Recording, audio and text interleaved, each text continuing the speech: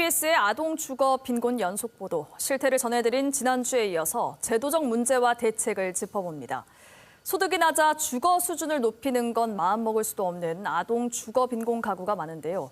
생활이 힘든 취약계층을 돕는 주거급여 제도가 있지만 아동 가구를 지원하기엔 역부족입니다. 황영규 기자가 취재했습니다.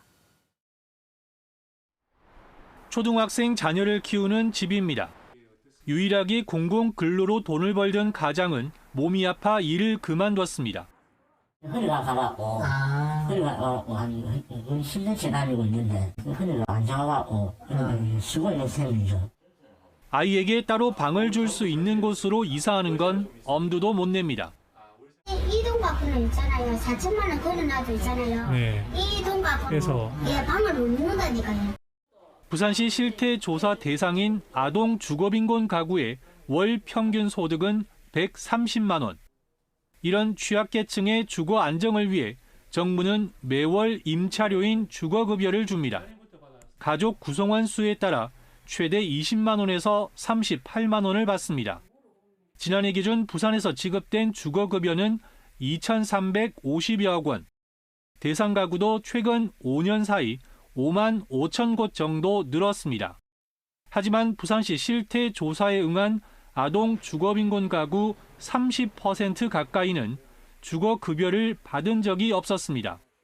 적인 조건 하에서 지원할 수 있는 대상층이 아닌 대상들이 너무나 많이 발견되었고 사각지대에 존재했던 이제 아동 주거 가구들이 상당히 많이 발생되었던 거죠. 임차료를 지원하더라도 아동 주거빈곤 가구의 주거비 부담이 커 열악한 환경에서 벗어나기 힘듭니다. 실태 조사를 벌인 아동 주거빈곤 가구 10곳 중 3곳 이상은 주거비가 소득의 40%를 넘었고 주거비를 내려고 식료품비 등을 아꼈다는 응답도 65%에 달했습니다.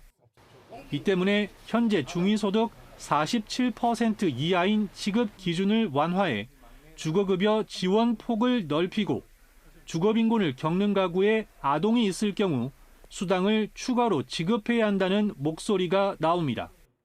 기준 중위소득의 60% 정도까지 넓히고 그다음에 아동이 있는 가구에 대해서 주거비 지원을 더해서 지금의 이 열악한 환경을 벗어날 수 있게 하는 게 굉장히 중요하다고 생각합니다.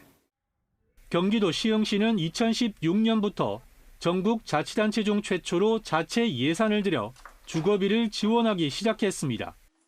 올해 시흥시에 살며 중위소득 80% 이하인 무주택 아동 가구가 받은 4인 가족 기준 주거비는 31만 원 정도. 여기엔 18살 미만 아동 2명에게 따로 지원한 주거비 11만 8천 원도 포함됐습니다. 아동 주거비 지원 효과는 주거 환경 개선으로 나타났습니다.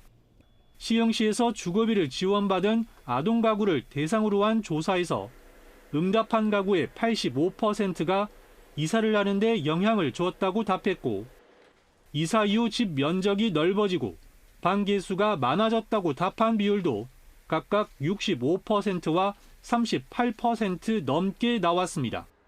부산시가 자체 예산으로 주거급여를 추가로 지원하기 위해 중위소득 60% 이하로 기준을 넓힐 경우 지급 대상은 6만여 가구, 이 가운데 아동 가구는 13,000가구 정도로 추정됩니다. KBS 뉴스 황현규입니다.